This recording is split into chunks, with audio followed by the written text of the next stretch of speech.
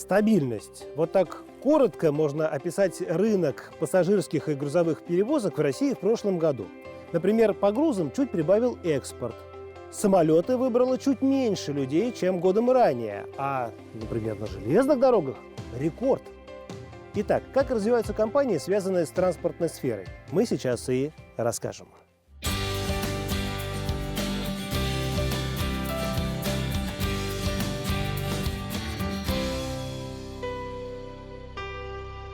В этой программе огонь, никакой воды и суровые металлурги, после труда которых мы узнали, как ставят на крыло скоростные суда, как собирают известные российские внедорожники, как умные машины делают шины.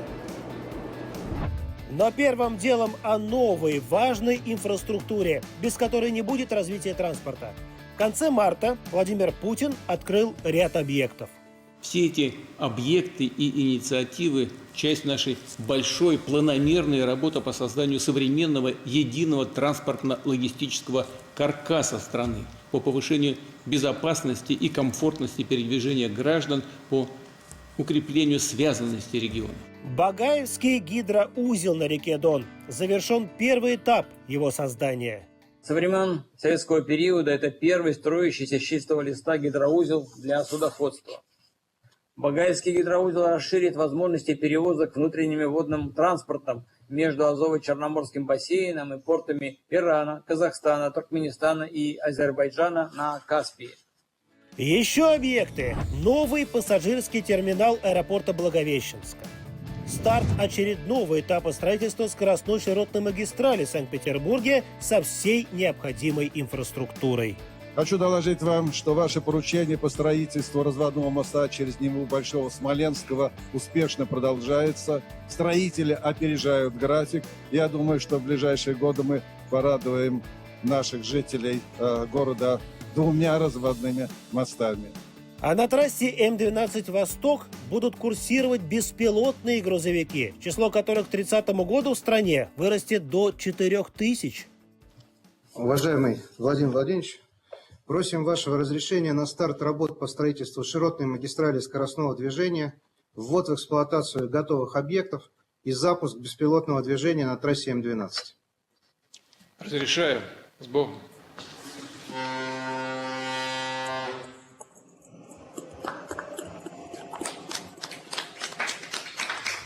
Развитие транспорта и логистики обсудили и на международном форуме в Санкт-Петербурге. На фоне конфликта на Ближнем Востоке вопросы скорости, стоимости и, главное, безопасности перевозок стали еще актуальнее. Россия может предложить миру такие решения и сыграть важную роль в формировании новой архитектуры глобальной логистики и международной торговли в целом.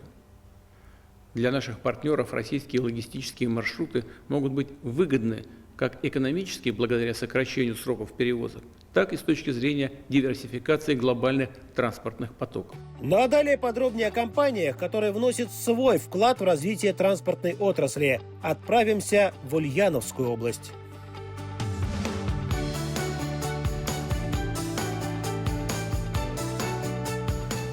Ульяновскому автозаводу в этом году 85 лет. Юбилей. Предприятие с историей активно модернизируют. Понятное дело, для того, чтобы повысить качество, делать новые модели, ну и выпускать больше автомобилей.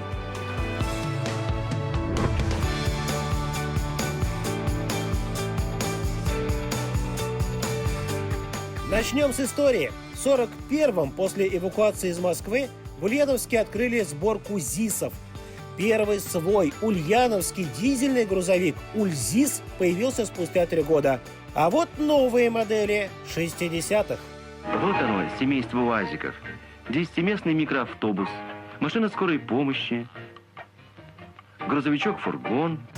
УАЗ-452. Легендарная буханка, она же головастик, до сих пор пользуется спросом. На СВО спасет раненых, довезет гуманитарную помощь. В целом, с 1941-го завод выпустил более 5 миллионов автомобилей и продолжает в том же духе. Сегодня завод производит и коммерческие автомобили, пикапы, грузовики и легковые. идут испытания новинки. Флагмана нашего, это «Патриота», мы выпустим рестайлинговый автомобиль, который уже будет доступен для нашего клиента в третьем квартале этого года. А в новых автомобилях будут не только косметические изменения. Силовые агрегаты пополнятся еще и дизельным двигателем в составе УАЗа. А также появится долгожданная шестиступенчатая механическая коробка передач, которую мы, кстати, уже начали производить на территории Заволжского моторного завода, также в группе компании «Солярс». А также раздаточная электромеханическая коробка передач. Это называется полный цикл производства. От проекта и металла до готовой машины. Конвейер, конечно, не один.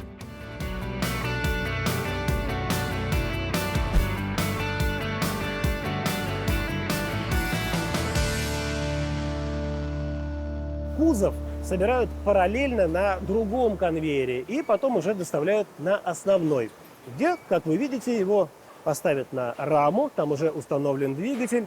Ну и в простонародье этот процесс называется свадьбой. Идет модернизация, иначе о каких современных моделях может идти речь? Новые роботизированные комплексы в окрасочном производстве у нас появились, в сварочном производстве. Буквально вот скоро мы запустим еще ряд новых роботизированных ячеек. Сложное оборудование требует специалистов. Откровенно говоря, большого дефицита нет, но есть отдельно узкая категория, которая требует внимания. Завод, безусловно, не только сам готовит кадры, сотрудничает с учебными заведениями. Важен системный подход. Средняя школа, значит, колледж, вуз, промышленное предприятие. То есть со школьной скамьи, уже со средних классов, с 5-6, ребята начинают готовиться именно к той профессии, которую они для себя выбрали, и ориентируются приходить на те предприятия, которые для себя выбрали. Здесь тесное взаимодействие нашего Министерства просвещения с крупнейшими производственными предприятиями, с такими, как Ульяновский автомобильный завод, как наш авиагигант «Авиастар», компания УКБП, которая выпускает авионику для самолетов.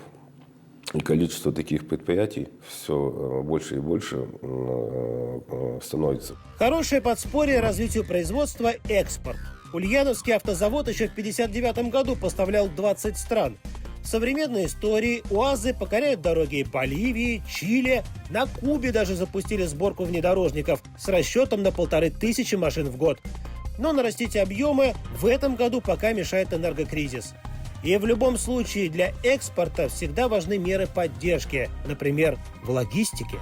Мы отпилотировали вместе с логистическими операторами компенсацию расходов непосредственно логистическим операторам, которые за счет этого предоставляли более дешевые тарифы на ряде маршрутов. В первую очередь это касалось удаленных рынков, таких как Латинская Америка. Мы проанализировали вместе с Минпромом и экспортерами результаты этого пилота, и мы эту субсидию будем активно применять. На нее выделен 1 миллиард рублей. И вот такие новые маршруты, я думаю, что появятся у нас с субсидируемыми ставками.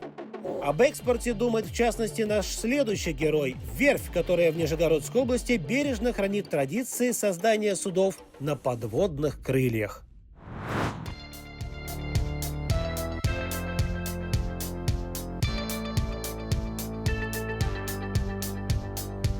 Суда, о которых сейчас пойдет речь, даже не ходят по морям и рекам, а летят. Верфь Нижегородской области имеет богатейший опыт, как поставить вот такого красавца на крыло, чтобы пассажирам было комфортно добираться из пункта А в пункт Б над волнами с ветерком.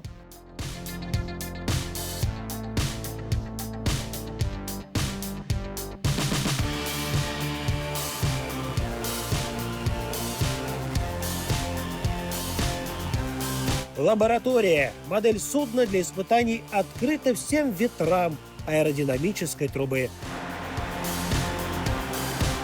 В воздушных потоках еще с советского времени рождались и удивительные экранопланы, и катера, и суда на подводных крыльях. Экранопланы больше не производят или пока не производят, но крылатые суда и катера с опорой на традиции получили современное прочтение. Сколько сейчас судов находится в постройке? У нас в настоящий момент 11 судов, из них 7 судов – это тип «Метеор 120Р» и 4 судна «Валдай 45Р». Валдай – это тот, что поменьше, на 45 пассажиров. Свои подводные крылья они уже расправили в разных регионах – в Нижегородской области и в Татарстане, в Самаре и в Якутии. Завершаем программу серии из 5 судов для той же самой Саратовской области. И 2 «Валдая» у нас в настоящий момент без заказчика, однако в ближайшее время мы предполагаем, что либо Ханты-Мансийск, либо Ростовская область их заберут. «Метеор» больше «Валдая», в нем уже 120 пассажиров. Сейчас мы реализуем с помощью программы Минпромторга. Заказчиком выступает у нас ГТЛК 4 «Метеора» для различных областей Российской Федерации. 1 «Метеор» мы заложили в начале текущего года. Напрямую контракт у нас с Саратовской области при поддержке председателя Государственной Думы Российской Федерации. Почему суда популярны? Потому что можно не только быстро, со скоростью до 70 км в час, но и комфортно перемещаться из точки А в точку Б. Крыло приподнимает над водой, качки нет, волны не разрушают берега. И в конце концов, речные полеты – это красиво.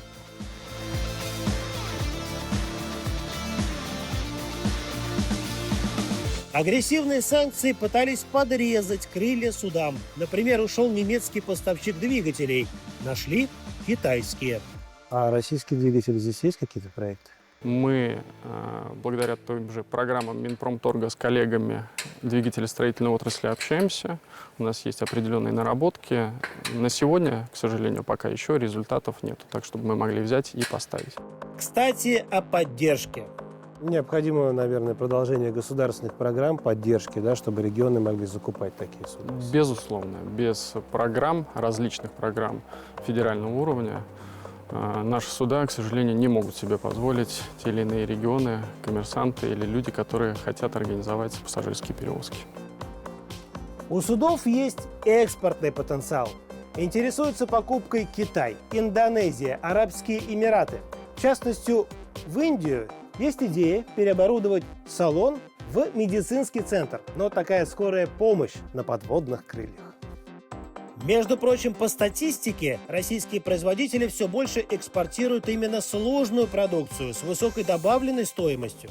За 8 месяцев у нас на 23% вырос экспорт высокотехнологичной продукции. Она очень востребована за рубежом, ее покупают. И это и ближнее зарубежье, и это Китай, Турция, Индия, Латинская Америка и даже Соединенные Штаты Америки. Причем иногда ее покупают прямым способом, иногда ее покупают через третьи страны, меняя страну происхождения, так называемую дефлагизацию, изменение флага осуществляя, просто потому что наша продукция нужна, и она встроена в цепочки добавленной стоимости. Она... Лучше зарубежной.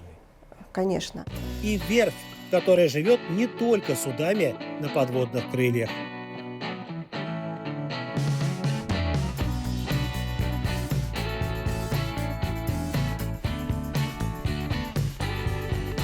У нас есть суда с каверной, которые мы можем строить и реализовывать. Мы обновили эти проекты.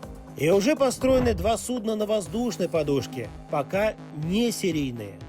Нужны заказы, поддержка, оборудование. Например, на железной дороге тоже пришлось активно заменять импортное. И успешно, в том числе благодаря металлургам из Рязанской области.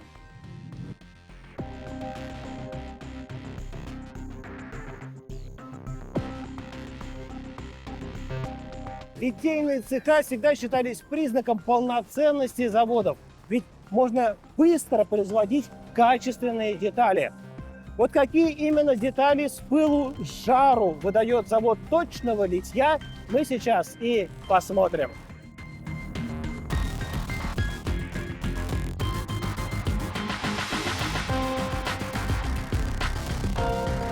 Завод основан еще в 1963-м. 6,5 тысяч человек производили детали для предприятий по всему Союзу. Но страна распалась. Пришлось моему отцу, Регуш Виктору Александровичу, активно заниматься сохранением предприятия. И это у него получилось. Значит, сумел он отстоять один из цехов. цех точного литья, и на базе его был сформирован завод точного литья. На сегодняшний день у нас трудится 1150 человек, и выпускаем мы продукции 20 тысяч тонн в год. Литье стальное, чугунное, литье художественное и точное. Чтобы все это было, пришлось на месте старых цехов, по сути, сделать новые. Фонд развития промышленности выделил нам на средства на строительство этого цеха в объеме 670 миллионов и собственных капиталовложений. В кратчайший срок, менее чем за 1,5 года, мы построили и создали этот цех. Цех крупного литья практически удвоил мощности завода, плюс 8 тысяч тонн в год. Потом запустили еще цех для деталей поменьше. Мы находимся на участке безопочного литья. Данный участок способен производить продукцию от 30 килограмм до 250 килограмм. И если брать по объемам, то до 20 тонн при трехсменной работе. Все процессы на нем автоматизированы. Раз дело идет, зачем останавливаться? Ведь заказчикам лучше поставлять готовые к применению детали. Появилась обработка металла. Опять по той же самой схеме, которая отработана, Фонд развития промышленности для нас выделил достаточно крупные средства. И это позволило нам купить аж 13 станков. Есть и российские станки, и самое главное, есть и специалисты. Обучить помогают наставники. Вот, в частности, Андрей из 7 станкостроителей. У него не было мук выбора. Отучился, и теперь... Моя задача настраивать оборудование. Оборудование здесь высокоточное, современное. Работаем мы по 6 классу точности. Это довольно-таки серьезные допуска. Можем и выше, если потребуется, без проблем. Кому же нужна точность? В клиентах более 80 компаний. Вот, в частности, подвижные составы локомотивы, для которых мы изготавливаем литье, они для нас занимают в общем объеме практически 50% всей выпускаемой продукции. Очень серьезные, высокие требования по качеству, по соответствию. Это предприятие Россельмаш, сельскохозяйственные машины. И, насколько мне известно, они размещали заказы и в Японии, и в Германии. А теперь не нужна им Япония. В Рязани сделают не хуже, а то и лучше. Даже для медицинской сферы делают. Протез тазобедренного сустава для медицины – это не столько сложная, сколько ответственная деталь, которая при операциях по замене суставов используется в медицине. У нас достаточно большой заказ – это спецсостав.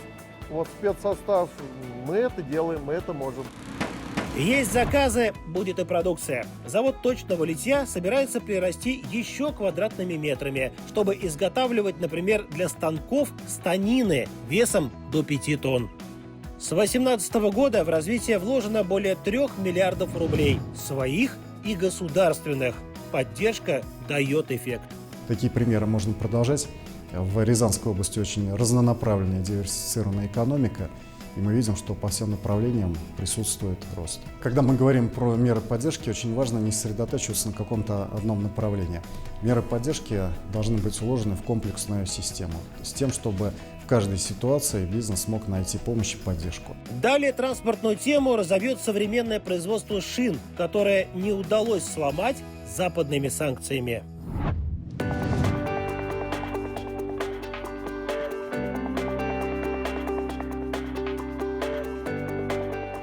Когда зарубежные компании на фоне агрессивных санкций укатились из России, думали, что производство забуксует. Но нет, шины из Ульяновской области, знай себе, едут дальше. Этот завод вошел в состав холдинга, у которого несколько предприятий, и здесь, в регионе, в прошлом году произвел уже 1 миллион 200 тысяч шин.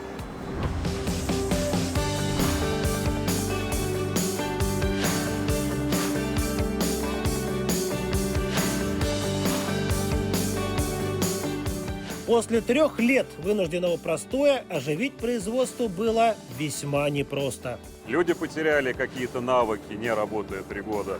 Опять же таки, в прошлом году была большая проделана работа по запуску в серию огромного количества новых шин, которых мы раньше не производили. Поэтому были риски с технологической точки зрения. Главное, конечно, люди. Основной костяк сохранили. Профи подучили молодежь. Наставники, наверное, да, помогают? Да, у нас есть наставники, которые обучают. У нас есть специальные тренинг-программы, которые у нас организовывает отдел кадров для персонала. Потребности в обучении у нас тоже полностью закрыты. А умные люди уже запустили современное оборудование, которым щедро оснащен завод. Попробуй потаскай вручную тяжелые шины. А потому вкалывают роботы. Например, задача такого крана – отправить продукцию на склад зеленых шин. То есть это шины до вулканизации, не запеченные.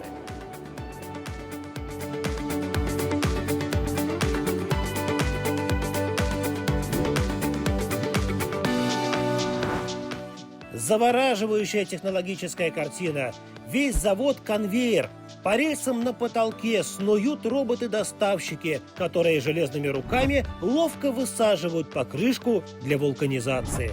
Мощность завода на сегодняшний день составляет 2,4 миллиона шин в год. Типа размера, то есть это для легковых автомобилей, да? Да, завод производит продукцию для легковых автомобилей в модельном в типоразмере от 13 до 20 дюймов. А другие предприятия холдинга в Омске и Ярославле, например, делают шины для грузовиков и строительной техники. В прошлом году наш завод запустил в серию 131 новый типоразмер.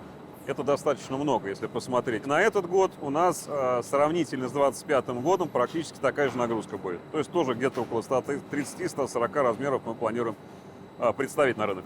Плюс 2 новые модели летних шин. Название говорить не буду, будет, когда летнюю программу узнаете, но я считаю, что они будут достаточно интересны потребителю. Разработка новых шин, изучение под микроскопом качества сырья, жесткие испытания – все в ведении научно-технического центра. Здесь у нас представлена небольшая только часть, которая поместилась на этот стол, сырья, которые в дальнейшем используют для изготовления листовой резины. Если шину, так сказать, разобрать на запчасти, то в ней будет около 20 различных материалов.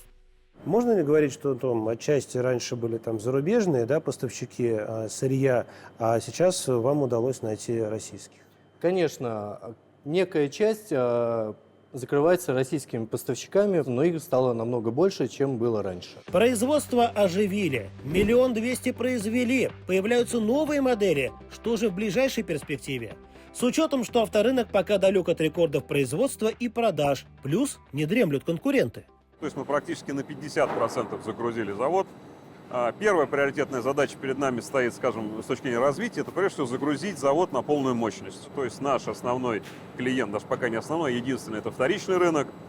На первичную комплектацию автомобилей мы пока не поставляем, конечно, хотим. В будущем, я думаю, что в ближайшей перспективе это возможно. А вот такие истории, когда производители вносят свой вклад в создание нового транспорта, инфраструктуры и логистики. Причем от этого зависит не только развитие России, самой большой страны в мире, но и ее партнеров, которые хотят увеличивать товарооборот с помощью современных и безопасных маршрутов.